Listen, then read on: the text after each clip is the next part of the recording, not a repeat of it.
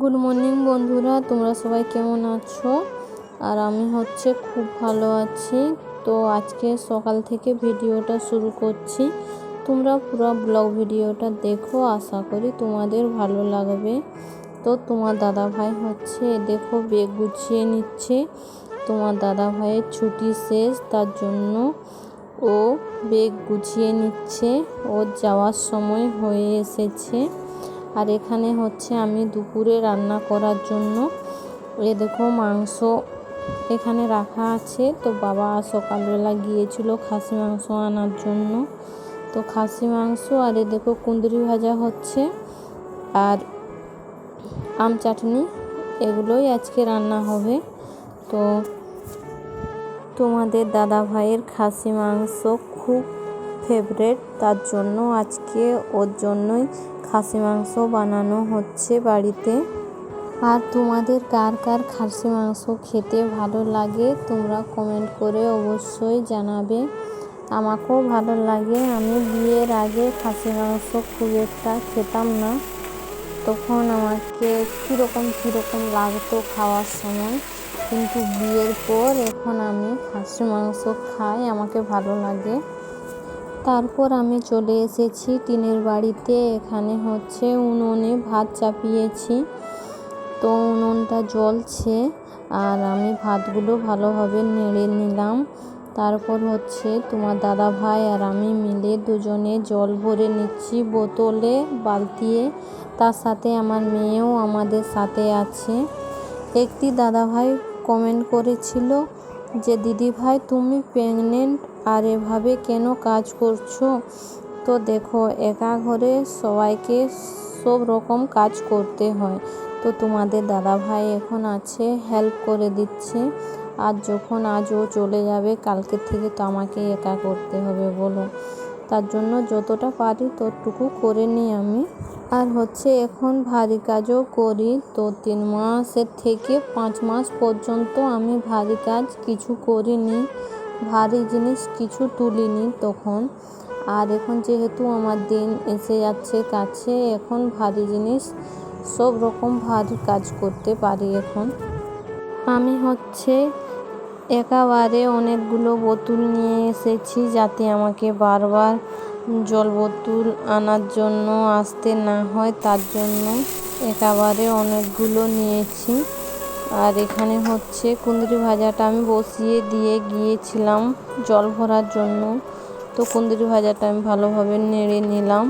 তারপর দেখো টিনের বাড়িতে চলে এসেছি। এখানে আবার ভাতগুলো দেখতে এসেছি যে ভাতটা হলো কি না, তার জন্য।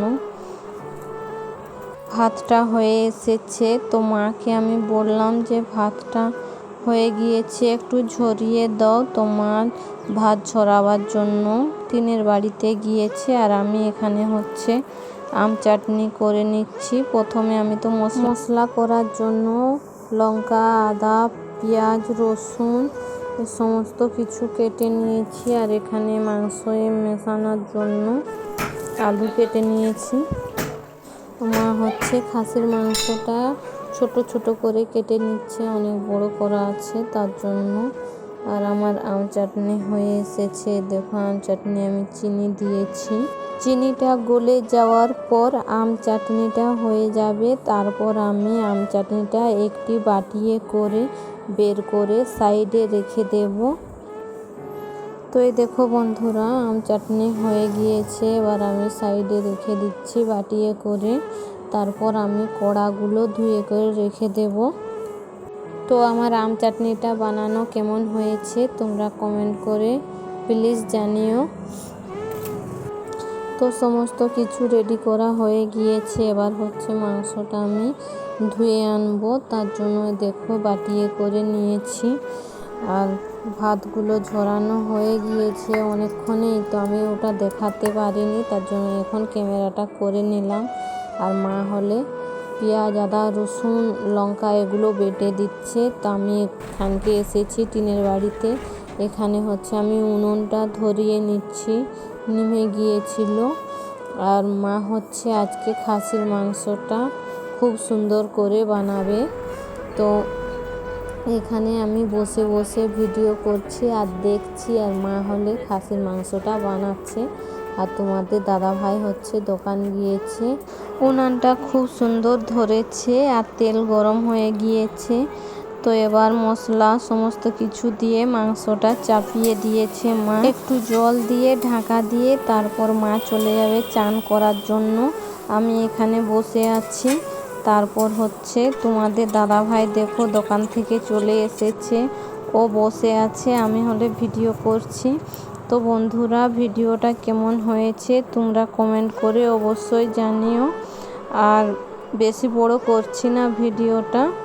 তো ভিডিওটা এখানেই শেষ করতে চলেছি। তো রান্নাও কমপ্লিট হয়ে গিয়েছে। দেখো দুপুরে আমরা খেতে বসেছি, তোমরা সবাই চলে এসো, নাহলে বলবে আমরাকে বললো না, একা একা খেয়ে নিল। তার জন্য আগের থেকে বলছি সবাই চলে এসো। আর ভিডিওটা কেমন হয়েছে তোমরা কমেন্ট করে জানিও। ওকে, টাটা।